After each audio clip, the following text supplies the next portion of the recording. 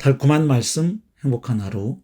5월 30일 금요일 본문은 욥기 31장 35절에서 40절까지의 말씀입니다. 누구든지 나의 변명을 들어다오.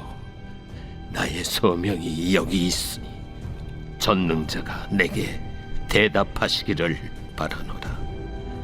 나를 고발하는 자가 있다면 그에게 고소장을 쓰게 하라. 내가 그것을 어깨에 메기도 하고 왕관처럼 머리에 쓰기도 하리라. 내 걸음의 수요를 그에게 알리고 왕족처럼 그를 가까이 하였으리라.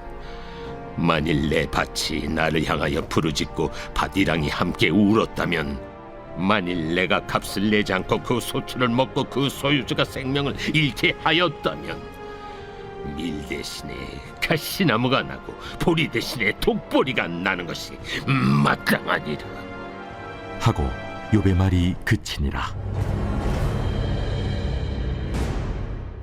욥기 31장은 세 친구와의 논쟁에서 욥의 마지막 발언입니다.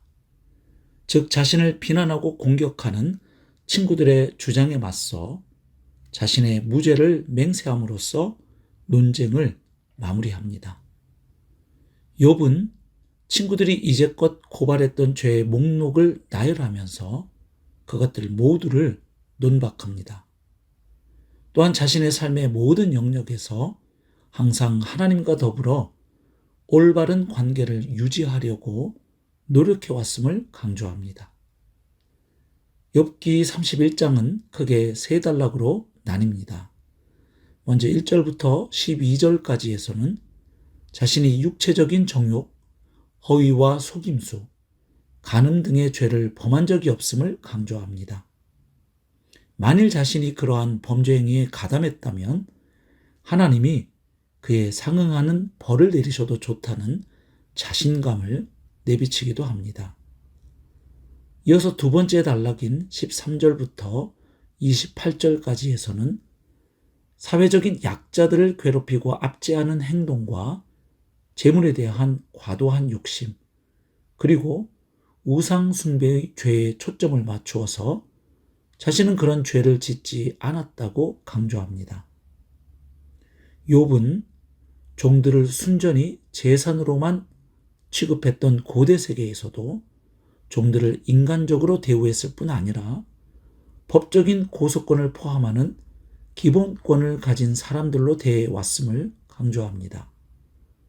또한 고대에는 가난한 자들과 과부들과 고아들이 특히 압제당하기 쉬운 사람들이었지만 자신은 그들의 약점을 이용하려고 하기보다는 그들의 곤경에 개인적인 관심을 기울여 주었고 또한 빈민들을 열심히 도와주었다고 자신 있게 말합니다.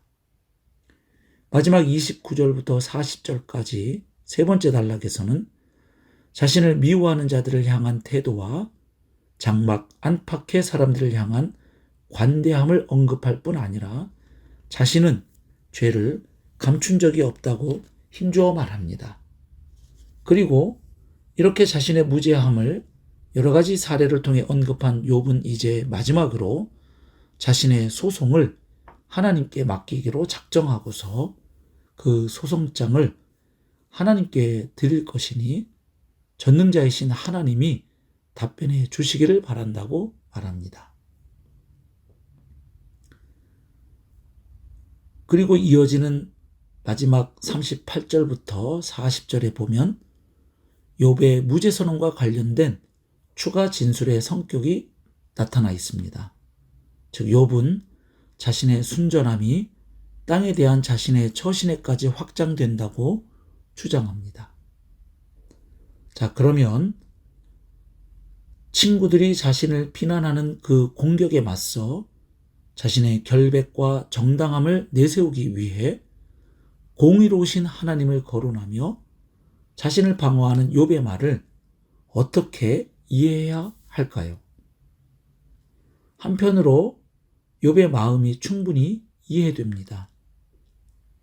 인과 응보론의 논리로 자신이 하지도 않은 일과 짓지도 않은 죄를 언급하며 회개하라고 닥달하는 친구들을 보며 욥은 얼마나 마음이 답답하고 억울했습니까? 화도 났을 겁니다.